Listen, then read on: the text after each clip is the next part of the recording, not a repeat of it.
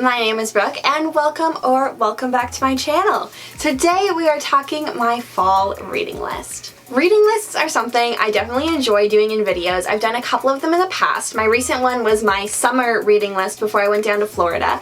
I love reading books. I find there's definitely something about a story that's on paper versus watching it, on TV, on your computer, whichever. There's just something about books that I just love. I love holding them. I love the words on the paper.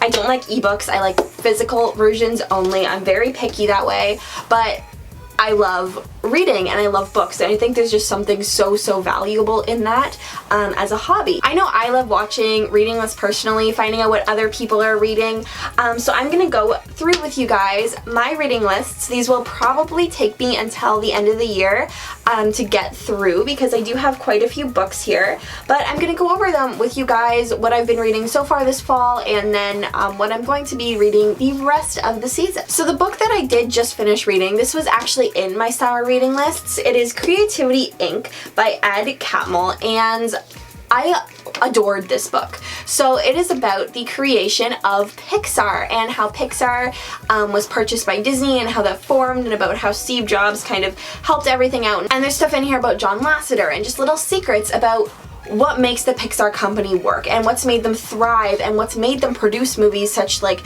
Toy Story that has just blown out of the water and thrived, and how every Pixar movie has just become this huge unique thing, and the technology that they're using and how it's so innovative, and how their company structure and management system is so different. And it's something that I really did find value in reading, not only for the sake of Disney, because obviously I love Disney, but for the fact of just learning about how the company's organization works and their management style, I found to be extremely interesting for me. I think it's a very important book to read if A, you're obsessed with Disney like me, or if you ever plan on working in an office atmosphere, if you've ever worked in any sort of an office atmosphere. I think this book is extremely valuable to a ton of different types of people. And I literally finished that like 2 days ago. It's so good. The next book here is the one I just started, and it is called Practical Magic. And I picked this up because it's October, it's spooky season, it's Halloween time.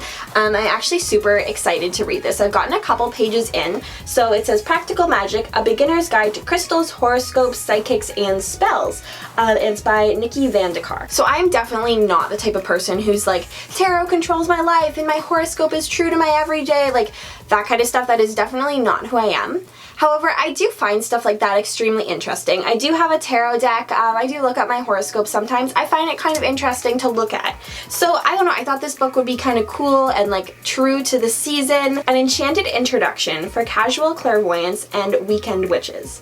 This spellbinding guide is a perfect initiation into the world of modern magic, from crystals and astrology to chakras, dream interpretation, and of course a few spells. Filled with herbal remedies and sacred rituals, this stylish primer provides the foundation to bring the best of magic into your everyday. Chapters on healing, magic, and fortune telling contain all the essentials for a magical life, including enchanting plans for palm readings, tarot spreads, smudge sticks, and more. So I did just start reading it the other day, and it's getting into chakras so far, and chakras are definitely something I'm very interested in because I think there's definitely some truth to that. It's about how body, mind, and spirit all relate to each other. So if your mind is unhealthy, parts of your body are going to, you're going to have medical problems. So for example, sometimes when I'm under a lot of stress, my muscles get tense. It's because your mind, body, and spirit are all interconnected and related to each other. And chakras are kind of just a way to understand that relationship, and I think that's really cool. So the next couple books I have are the fiction books that I will be reading over the next little while.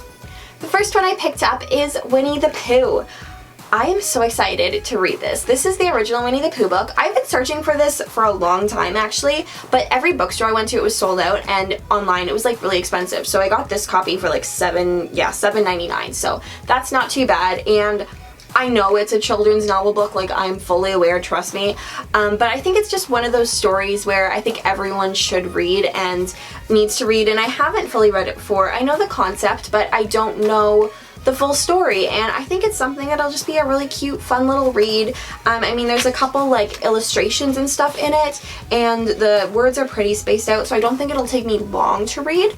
Probably not even a week, maybe like 2-3 sit-downs of reading. It's like a nice thickness of a little novel, don't get me wrong. So I think it'll just be kind of nice to have kind of knowledge of exactly every little piece of the story, and then also just having it in my little, you know, collection of books. Next, I always like to pick a book that I've already read before to read again. I have a lot of books on my shelf, and I think it's important that they get read more than once. I think every time you read a book, you get something new out of it, whether this is your first time reading it, 20th time reading it, 50th time reading it. However many times you read a book, I think there's always something new meanings to get out of it. So the book that I chose to reread this fall is Tender is the Night by F. Scott Fitzgerald. F. Scott Fitzgerald is probably the greatest writer of all time. He wrote The Great Gatsby. I've read a lot of different books that he has made and written, and he's honestly brilliant, and there's not a single one I have disliked.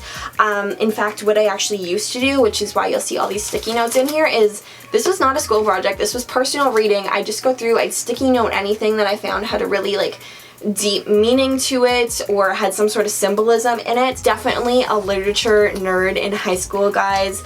And quotes that I just really enjoyed, I just put a little sticky note in there, but it definitely felt like something where I was kind of picking out the important and magical parts of the novel and not just leaving behind with a page turn. F. Scott Fitzgerald is just an absolute genius, and I definitely recommend reading at least one of his books if you haven't already. It is just like a classic love story, but F. Scott Fitzgerald has a way of just turning classic love stories into something that is just so amazing and filled with symbolism.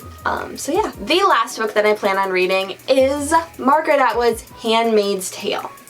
Now, there's something about this book that I have not picked it up yet, and I feel the need to. I feel like everyone has read this book, everyone loves this book, and it turned into a TV series recently, which is actually filmed like 20 minutes from me. Like literally I've been to the place where it's been filmed, but I haven't read the book and everyone is constantly talking about it. So I feel like just because there is a little bit of a connection that is very close to me, that I should definitely read it. Margaret Atwood is a very classic author. This is a very classic book, so I feel like I should definitely try it out. I do not know a lot about it except that it is a dystopian novel, and that's pretty much the extent of what I know about it so far. So we are going to dive into it this fall. So that is my fall reading list. I hope you guys enjoyed it. If you did, make sure you give this video a big thumbs up. Go check out my channel and subscribe if you haven't already, because I post new videos all the time. Comment down below some of your favorite books or what you are currently reading this fall. Thank you guys so much for watching,